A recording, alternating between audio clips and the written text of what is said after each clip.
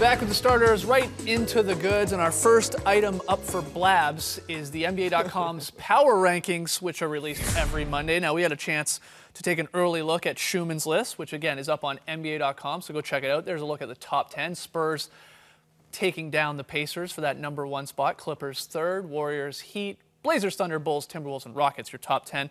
But I wanted to throw this at the table here, and again, for everyone watching, hashtag the starters, is there a team that, you know, after looking at the top 30, that's particularly too high for you, maybe too low? What do you think?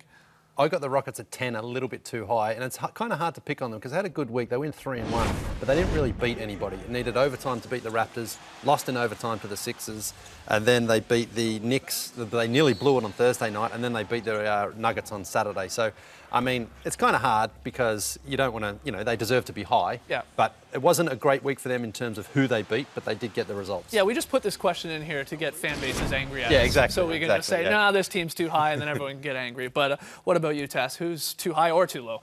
A team that just hasn't looked good in their wins, sort of like the Rockets. The Los Angeles Clippers at the 3 spot. I am not putting any team that has the 27th ranked defense at the 3 spot. They're getting so desperate in terms of their defense that they're talking to Lamar Odom about possibly returning. Now, I was wondering why we were seeing Odom highlights, sir. It's a good thing that Lamar Odom is actually speaking with Doc Rivers and the Los Angeles Clippers. They met Doc and Lamar this past weekend because maybe Lamar is getting his life together.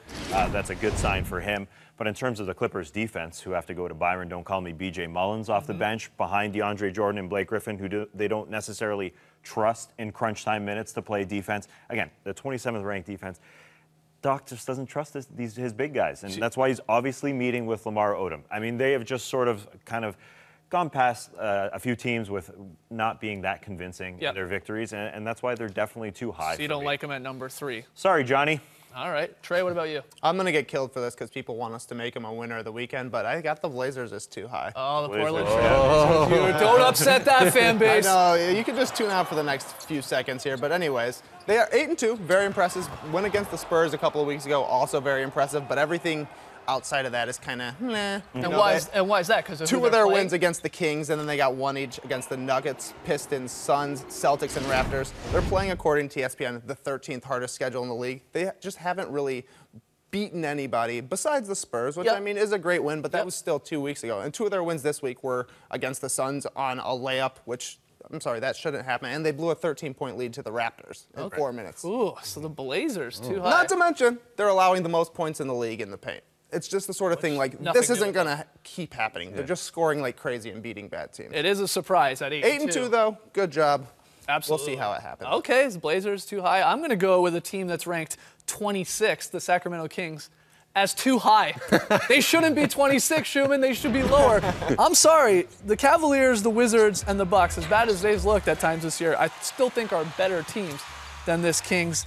Things got so bad in Sunday's game against the Grizzlies that Coach Malone just benched 4 of his starters for basically the entire second half. Because, you know, the energy is just not there. So I think the Kings, I'm nitpicking here, of course, but I would have them just above the Jazz. And here's the real kicker.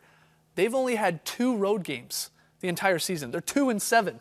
Wow. So 2-5 at home, 0-2 on the road. So once they start going out on the road, I mean, it could get even worse. So I'll say the Kings. Interested to hear what people think always. Hashtag the starters. Who's high, who's too low on Schuhmann's list.